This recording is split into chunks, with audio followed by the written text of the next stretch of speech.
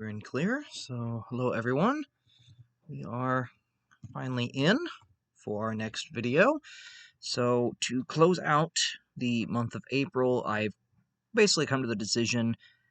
Usually, we do one president video a month, and that is going to be the case for April. But for the purpose of next month's president video, we're just going to do it next week since it's the beginning of May, because the next two presidents kind of line back to back, really, in my opinion, because one finishes out the term of another that didn't get to finish it. So that means we'll do a president video for this week, we'll do one next week, and then we will take a break for them for at least a month, and we won't have another one till June. So that is how we're going to do this one. So if you have been following along with the President's series of videos that we have done, we've gotten so far, we've done the first 19. So the last one that we did was President Rutherford B. Hayes just before Easter, I believe. So now we are going to move on to the 20th president of the United States, who is perhaps not the most well known today, and that would be President James A. Garfield. And Garfield, unfortunately, is got the sad distinction of being the second president to be assassinated after Lincoln. He was the second. Lincoln was the first to actually get killed in office. Garfield is the second one to be killed in office. So, as always, we'll go through a short biography here of the president, and then we'll go through what they did during the presidency and what happened afterward. Although in Garfield's case, we don't really have an afterward, sad to say. So, let us begin here. So, as always, we kind of go a little bit with the early life. So, James Garfield's full name, if you might see it abbreviated, was James A. Garfield, which the A stood for his middle name of Abram. And James Abram Garfield was born on November 19th of 1831 in a log cabin near Cleveland, Ohio, in the town of Orange. He actually was a log cabin president, and perhaps, if I'm not mistaken, I believe he was one of the last log cabin presidents that we had. His father, Abram Garfield, died in 1833 when James was only merely about 2 years old, and his mother, Eliza Ballow Garfield, raised James and his older siblings while managing the family farm, which was not exactly easy back then, considering the fact that women weren't, in many places, still had many restrictions on them in terms of owning property and being able to run a farm and a family business. There would have been many restrictions on James's mother in that time, and thus the family, even though they had their own farm, they did struggle. They were a poverty-stricken family in many ways. Garfield, from an early age, was an avid reader of adventure novels, and he aspired in his youth to become a sailor. He wanted to go out and sail the oceans. As a teen, he worked on as a hoagie, towing canal boats up and down the Ohio and Erie Canal to support his family, to make a living. The Ohio and Erie Canal, as we just covered about, I want to say about 2 months ago, was part of the Ohio Canal system. He was a hoagie, and a hoagie was typically a boy of about 10 or 12 years old. They could be a little younger, could be a little older, and their main job was they would walk with the mule. They would kind of guide the mule along the tow path and make sure they stayed on line and stop when they needed to, and that was what we call a hoagie. And James worked as a hoagie for quite some time. In fact, during his time as a hoagie, he at one point ended up becoming involved in an altercation that had happened between the crews of two different canal boats, including his own. And he actually fell into the canal and almost drowned in the process, because I don't think he was an avid swimmer. So that was a little bit of a sad story in his life, was the fact that he almost drowned in about 4 foot of water, which doesn't seem like that would be that difficult, but believe me, you can drown in only a foot of water. It don't take that much. Suppose here, we'll give you the portrait of him. So Hayes was our last one, and Garfield is again another Ohio president. We've had now 2 Ohio presidents in a row. This is Garfield, not the cat. As a teenager, Garfield would continue to work on the canal in order to support his family. Between 1851 and 1853, so between his age years of about 18 and 20 years old, Garfield attended, well, about, I correct that, between his age years of about 20 and 22, Garfield attended Western Reserve Athletic Institute, which is now Hiram College in Hiram, Ohio. He spent 2 years also at Williams College in Massachusetts and was a strong student and skilled public speaker. He became quite the avid spokesman when he was during his college years. After graduating at Williams in 1856, James returned to the Eclectic Institute and taught Greek and Latin among many other courses. So, upon graduating from college, James basically became a school teacher and a professor. It is pretty much what Garfield chose to do. He decided to go into teaching and education, as he had seemed to flourish when he went to college. I mean, he became an avid public speaker, he did well with his grades. It just was the right environment for him. So he decided, I want to return to that and be able to teach others. In 1857, Garfield was actually named president of the Institute of Hiram, what is now Hiram College. He also became a Christian minister and he also studied law independently and was eventually admitted to the Ohio bar in 1860, just on the eve of the Civil War. In 1858, he married Lucretia Rudolph, who was born in 1832. She eventually died in 1918, and they ended up having 7 children. Lucretia and James had a very happy marriage, from what I can tell. She, in fact, was also a teacher, and they had actually been classmates at Western Reserve at one point. So they had known each other for quite some time before deciding that they wanted to try to a relationship with each other, and eventually it all went well on that end. In 1859, I'm skipping ahead here just a slight bit. They eventually had. Okay, I did mention the show. So in 1859, Garfield was elected to the Ohio Senate as a Republican. He identified with the newly founded Republican Party that was anti-slavery, as many people in the North did during this time when the ratcheted debate between the extension of slavery is really starting to heat up between the North and the South just before the Civil War starts. And Garfield, being from Ohio, which was a free state, very well saw himself as an abolitionist of sort, maybe not a strict abolitionist, but very much identifying that slavery should be done and over with. So he ends up joining the Republican Party and ends up starting a political career in 1859 by being elected to the state Senate.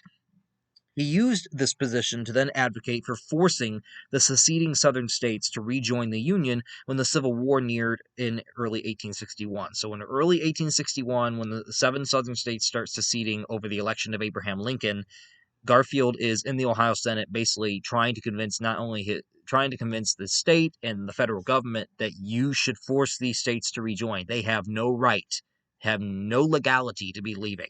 They should be forced. He basically lambasting current then President James Buchanan for absolutely doing nothing and letting the southern states go their way. Which, reminder, Buchanan wasn't for the southern states leaving. He didn't think the southern states could leave.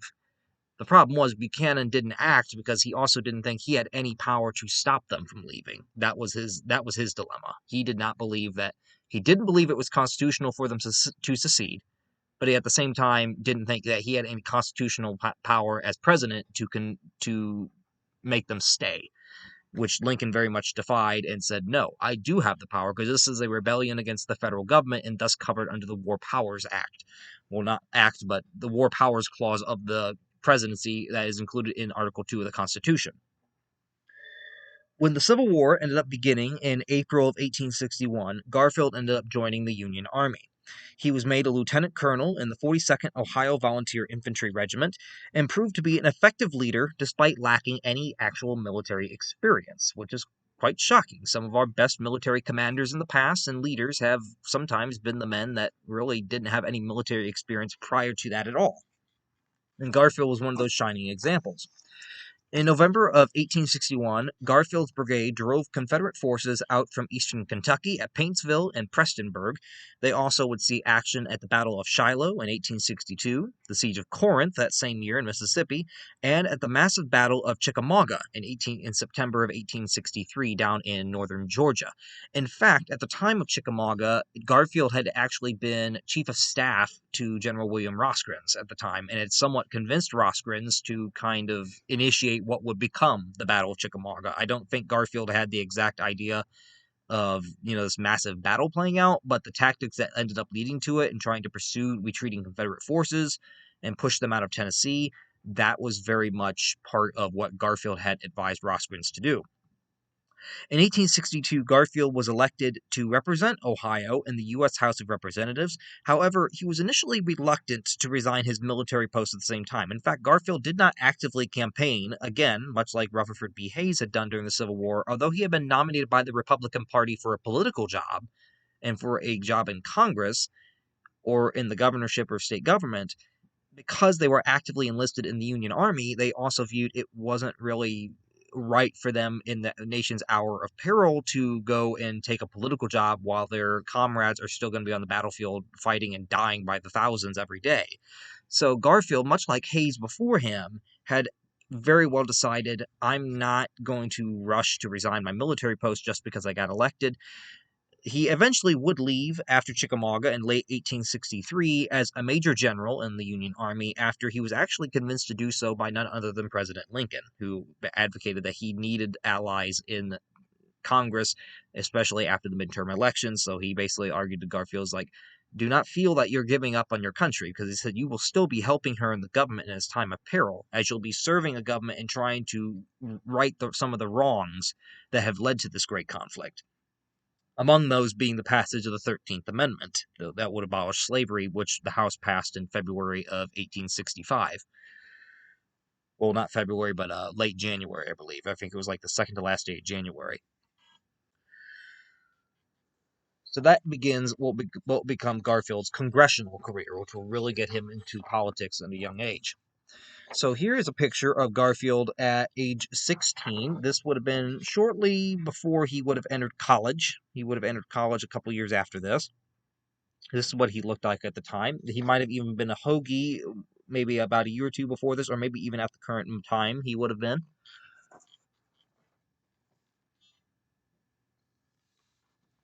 Here we have a photograph of Lucretia Garfield, Garfield James's wife, who he married in 1859, I believe, was their marriage. They ended up having 7 children, and Lucretia, of course, would outlive her husband by many years due to his assassination.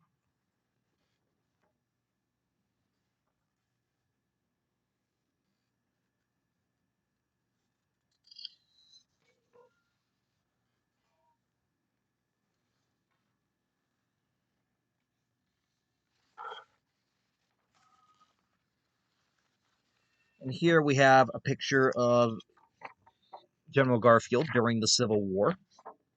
It would be about the time that he ended up almost about 1863 through about the time of Chickamauga, about the time that he would eventually resign from the military during the war. At this point, he has grown a full beard. So Garfield would begin serving in the U.S. House of Representatives in December of 1863. He would actually remain in Congress until his election as president in 1880. So he would actually be a congressional politician until 1881, until pretty much the end of his life. He served on multiple committees while in Congress, but also had some challenges. He was accused, but never convicted, of taking bribes in the 1872 credit mobilier scandal. There has never been any evidence to suggest that Garfield was directly involved in the scandal, which involved bribery in terms of money for funding the Transcontinental Railroad. There was never any direct evidence that explicitly said that Garfield had partaken in bribes, but there was never anything to exactly clear him 100% either. So there's still some questioning by modern historians to this day over whether or not Garfield at all was involved in the scandal. There's still that aura of mystery and mystique to it that it's one of those unknowns in history. We don't know, we think we know, but we don't know for 100% certain that he wasn't involved. It just so happened that he never got tried or anything because they didn't have enough evidence to do anything with it. As a moderate Republican, Garfield actually found himself kind of in a sticky ground in Congress after the Civil War, because as a moderate, he is having to really balance himself between the two major factions that are starting to emerge within the Republican Party after the Civil War. You have the old guard conservative, what they call stalwarts, we'll call them stalwarts. And these are the old guard conservative Republicans that absolutely don't want to change. They envision running the country as it's been run for decades. At the same time, you have the half-breeds in the Republican Party, which are actually the progressive faction, which today aligns with Democrats. And up until people don't really understand that up until about the early 20th century, there were actually a lot of progressives within the Republican Party. The Republican Party and Democratic parties have changed so much on their political views in the entirety of their existence, with the Democrats tracing their roots back to Andrew Jackson back in the 1830s, and with and even further back to the Democratic Republican Party of Thomas Jefferson, to the Republicans, who have been around since the 1850s and were an offshoot of the former Whig Party that had existed prior to that in the 1830s and 1840s. But they have changed so much and flipped in many ways on what their political beliefs were, on what the party agendas and platforms are. And this is quite shocking to some people that there were progressives in the party. But in the 1870s, when Garfield is a moderate, he's kind of in the middle, and he has to balance between these old guard conservative stalwarts who are fighting with the more progressive half-breeds within the party for over what the party should pursue, what kind of laws should we try to enact, how should we run the country, and they're fighting just as much with Democrats as they are with each other. In all reality, not that much different than they are now, except over much more stupider reasons.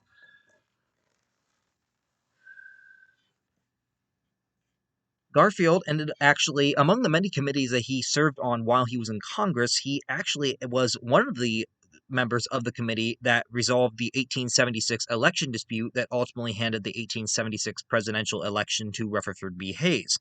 Garfield was elected to the U.S. Senate in 1880, but he never got to take his seat because of an unexpected turn of events that year at the Republican presidential uh, national convention.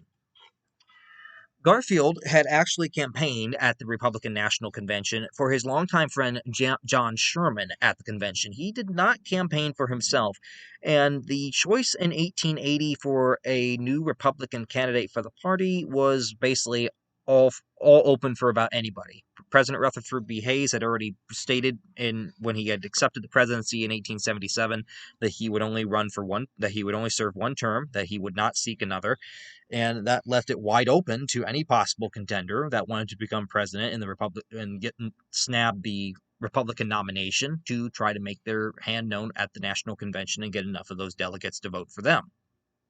The party was split, of course, between the stalwarts, the conservative old guard, and the half-breeds, which eventually caused 36 ballots to have to be cast before a nominee was finally chosen.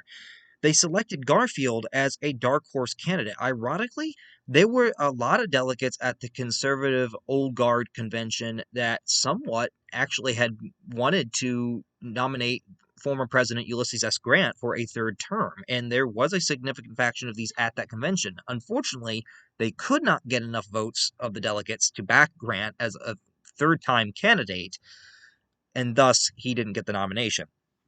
Garfield was selected as the dark horse candidate because he was seen as a moderate. He was seen as not too offensive to either side, and at the same time, he was a relative unknown. So back nowadays, we might say, well, an unknown presidential candidate's not going to get far. Well, back then, it actually could, and it has at times in the past, because an unknown candidate is also one that isn't someone that people have heard a whole lot of stories about, negative stories in terms. They haven't heard about corruption about them. They haven't heard of what scandals they've been involved in or what personal activities they've been involved in. It's someone that is fresh. It's someone that they don't know. It doesn't go out and boast about themselves ever 24/7. In the past, there have been presidential candidates who won like that. And that is very much the case of what happens here at the 1880 Republican National Convention. The stalwarts were still not completely satisfied with Garfield, despite the fact that he was a moderate. They eventually were satisfied by the selection of Garfield's running mate for the Republican ticket that year, which was New York Customs Collector Chester Arthur as vice presidential running mate. And mind you, Chester Arthur, as we mentioned in the last video, will eventually, of course, take over once Garfield is assassinated, and he had actually been removed from his job by President Hayes because of him trying to attack the New York political machine that was run by Roscoe Conkling.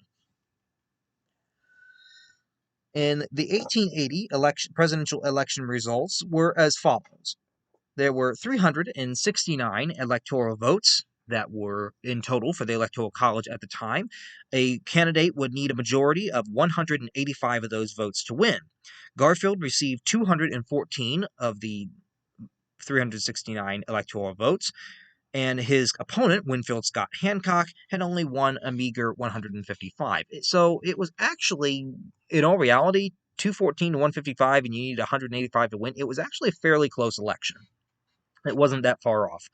The popular vote went to Garfield by an even slimmer margin. Garfield won the popular vote by approximately 4 of 4,446,158, while his opponent of Hancock had gotten 4,444,260. Only about a 2,000 vote difference in popular vote. Garfield beat his opponent by only about 2,000 vote on the popular vote. That's a very, very slim margin. Garfield carried 19 states, while Hancock had also carried 19 states. It just happened that some of the states that Garfield got carried happened to have more electoral votes, this is one of those instances where if that hadn't been the case, it is questionable whether or not Garfield would have won. Let's see here.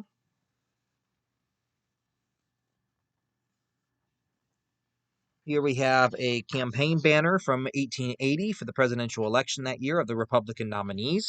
So we have Garfield over there to the left, and then we have his running mate, Chester Arthur, who are the Republican nominees for that year's presidential election.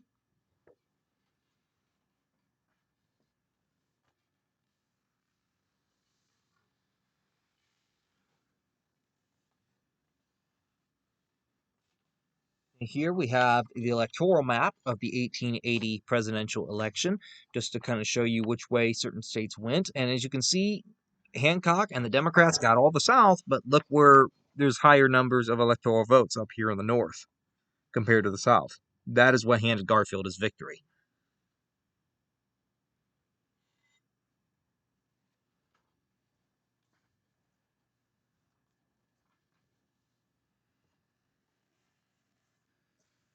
And thus that brings Garfield to pretty much the close of his life with his short presidency. In fact, Garfield is the second shortest presidency in the United States history. Only the presidency of William Henry Harrison, who died after a month in office, was less. Garfield was in office for 6 months before he died, where Harrison was only in office for a month.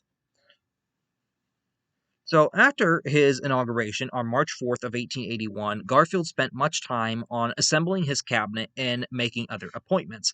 He had to appease both factions within the Republican Party in the process of making these appointments, as both factions were demanding figures from both sides to be placed within his inner circle.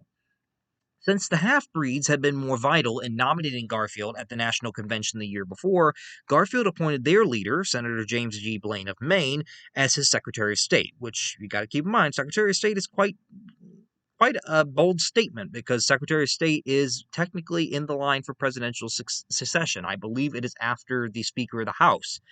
So I believe it goes down Vice President, Speaker of the House, and then I believe it goes to the Secretary of State because they're technically representing the United States for the president for foreign nations and maintaining those relations. So that's quite the important position. It is the first of the cabinet members that is in line for presidential succession after the vice president. And because of this, because he nominates James G. Blaine and puts James G. Blaine in the position of Secretary of State, this kind of irritates the stalwarts. This definitely irritates them that the half-breed leader is now in the most powerful cabinet position, so to speak. And stalwart leader Roscoe Conkling was the senator from New York, the same one that Chester Arthur had been part of his political machine. And Conkling actually tried to block Garfield's nominations in protest in the Senate, trying to protest that he was giving this position to Blaine that he viewed was unfair, and he later actually resigned from the Senate in protest of the nomination. After 4 months of maneuvering politically, Garfield then began to push his agenda for much needed civil service reform. As we discussed in the last video, during the presidency of Grant, during the presidency of Hayes, in fact, it goes all the way back to the presidency of Andrew Jackson. It was commonplace that after elections would take place, there would be a line of job and office seekers lined out the White House door, coming to meet the president every day, hoping that they could get some kind of a government job, even if they didn't have the specifications or qualifications to hold and uphold the duties of that office. It was seen as the patronage system. The fact that, oh, I supported you in the election the year before, so I'm entitled to a government job of my choosing as long as it's open. And that led to a lot of problems because now you have individuals who are not really qualified for certain positions and are getting into these positions. Someone that has absolutely no experience in money, for instance, should probably not be appointed director of the U.S. Mint. Someone that is, I'm trying to think here, Someone that has absolutely no diplomatic experience probably shouldn't be put as an ambassador to another country. But you could get these jobs because you supported the president the previous year. Andrew Jackson had started it, and now it was just getting rampant. And in recent years, with all the scandals and stuff that had come out, especially since the Grant administration in the 1870s, it was becoming more than clear that civil service reform was needed. And among the more radical proposals was we need one based on merit. Yet you are not going to get this job unless you have the proper merit and skills and experience to actually do the job, which is kind of common sense nowadays. And Garfield had actually decided that he wanted to make this a vital issue for his presidency to solve, was this question of solving the civil service reform issue. So he wanted to end the patronage or the spoils system and make appointments based on merit or skill. And this was what Garfield was starting to move toward at the time of his unpleasant assassination and killing, which itself was done by a man that was an office seeker. On the morning of July 2nd, 1881, Garfield was at the Baltimore and Potomac train station in Washington, D.C. He was getting ready to depart for the holiday weekend to Williams College for a college reunion. He was there with Secretary of State James G. Blaine and also his Secretary of War, Robert Todd Lincoln, who was at that point, the only surviving son of President Abraham Lincoln, which is kind of odd that Lincoln got to be there for two assassinations, one of his father and of Garfield. And if I'm not wrong, he was actually in line in 1901 to meet President McKinley when he ended up getting assassinated. So it was kind of odd because later in life, uh, Robert Lincoln had a habit that when he was invited to the White House, that he would politely decline. He said, "I have a bad history of being around when presidents get killed, so I better not." Well, anyway, Garfield was at the train station in Washington, D.C., getting ready to depart on his train to go up north to Massachusetts for his college reunion for the 4th of July weekend. And a disgruntled office seeker, who was also a psychopath and an insane man, named Charles Guiteau, ended up going to the station that day as well. Guiteau had been a very, uh, what's the word? I would just say disturbed. I mean, he's insane, but we'll use disturbed. Guiteau had supported the Republican presidential nomination and had supported the Republican side during the 1880 presidential election, and thus he felt entitled that the Garfield administration owed him a government posting or some kind of a job. Guiteau had never actually met with Garfield. He had never even been denied by Garfield to come see him. He always happened to get there at a bad time where they wouldn't let him in to see the president, or whatever. And eventually, Guiteau thought that Garfield was personally snuffing him, purposely avoiding him, and he decided that, well, you're not going to give me a job, I'm just going to shoot you. Mind you, this was a madman. This guy was also the kind of man that, if I'm not wrong, I've heard the thing of Guiteau claim that he had been denied the throne of England by Queen Victoria. He was not a okay guy. He had some mental issues. Guiteau, meanwhile, it had been advertised in the local newspapers that the president would be departing for his college reunion and that he would go to this exact same train station. So Guiteau had already been there waiting for the president to arrive.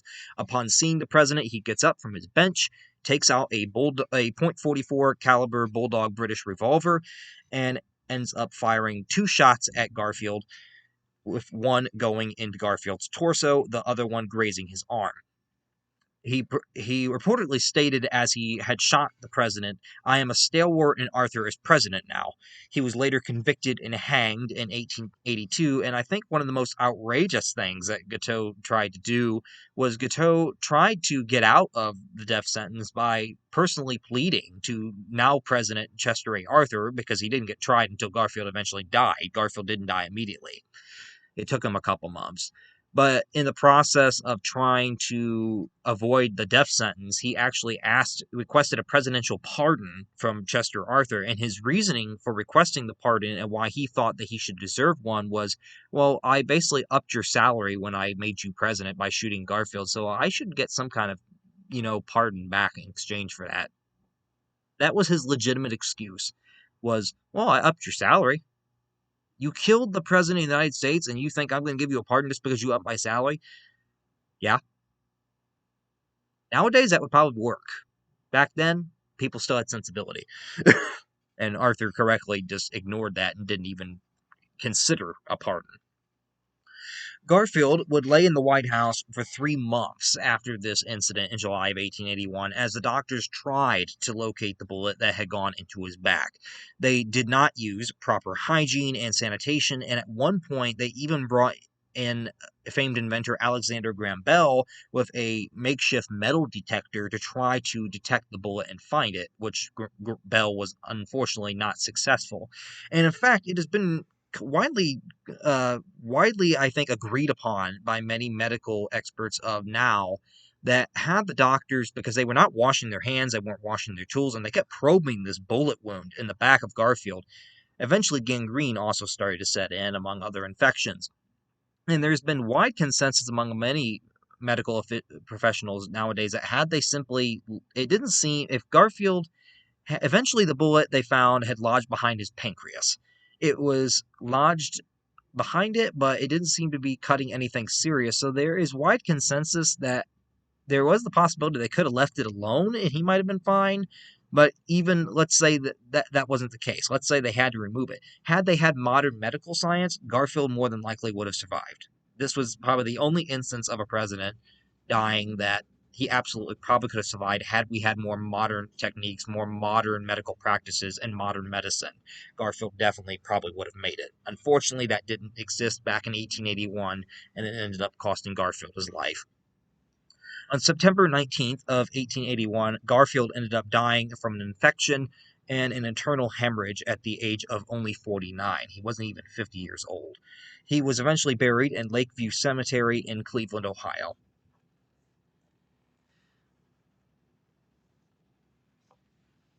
So we have here our last group of pictures here that we have for Garfield, including one of him, of course, getting into office. And this is more of a political cartoon that was in the old Puck magazine back in the day. But it depicts Garfield now in the White House. And here is former President Hayes leaving back to Fremont, Ohio. And he has left this baby at the doorstep of Garfield that is entitled Civil Service Reform, left by President R.B. Hayes. So the allegation of this cartoon is basically saying Hayes had the opportunity. Hayes blatantly let the civil service reform issue just go by and has done nothing with it, and now he's just leaving it at Garfield's doorstep and like, yep, this is your problem now. I'm gone. I'm out of office. Which wasn't entirely true, because if we recall from the last video, Hayes had actually been somewhat in favor of doing some civil service reform and getting the merit-based stuff in there, but every time he had even tried to touch the system, he got major opposition from members of his own party in Congress and everywhere, and he wasn't able to accomplish much at all. It wasn't that Hayes didn't want to, it's just that he couldn't. There was nothing he could do. Unfortunately, it took this assassination to finally wake the country up and say that we need some major reform, because now the president has been assassinated by someone that was a job seeker. Was an insane guy, yes, but he was a job seeker. And this was his whole reasoning for doing it, was he thought that Garfield was personally snubbing him out of a job that he was rightfully entitled to. And it took less than a year or so after that Chester A. Arthur, who himself had risen up through these same patronage and spoil system politics, to actually get rid of the spoil system once for all, which we'll be covering next week in that video. Here is the picture of the assassin. This is Charles Guiteau. This is the insane mad guy that thought he had been denied the throne of England, that argued, well, I upped your salary, I should get a pardon. He was not an okay man. He had some mental issues. But this was him. His eyes alone kind of disturbed me in this image. I don't know why. In an image for 1881, that is just, his eyes are very pronounced for that image. He ended up being hanged a year later in 1882. Then here we have an illustration of what the incident had kind of looked like after Garfield had been shot. We have the crowd in the back of the train station with Guiteau trying to fight them off. They're trying to get a hold of him, seize him, and Garfield here has been shot in the back, while his Secretary of State, James G. Blaine, who is with him, is calling for help and assistance. The train station is actually no longer there. I believe there's some kind of a government building on top of the site now. It was eventually demolished. but I do believe they have a monument or a sign somewhere outside of it. I'd have to look exactly where it's at that depicts that, this event happened there. And then here is Garfield's casket in the Capitol building lying in state on the very same platform that they had used for Lincoln's. In fact, every president that has been laid in state in the Capitol has used that same platform that was initially put up for Abraham Lincoln's funeral back in 1865. And then here is a picture of the tomb of Garfield, which is in Lakeview Cemetery in Cleveland. I have actually been to it. You can go inside, and there's a magnificent statue in marble of Garfield surrounded by some painted and colored glass windows. The floor almost has like a tile look to it, and then you go below that, and there's the crypt that has him and Lucretia's grave and their coffins. But this is the outside of the tomb, which depicts up here scenes from Garfield's life, like mostly from the Civil War.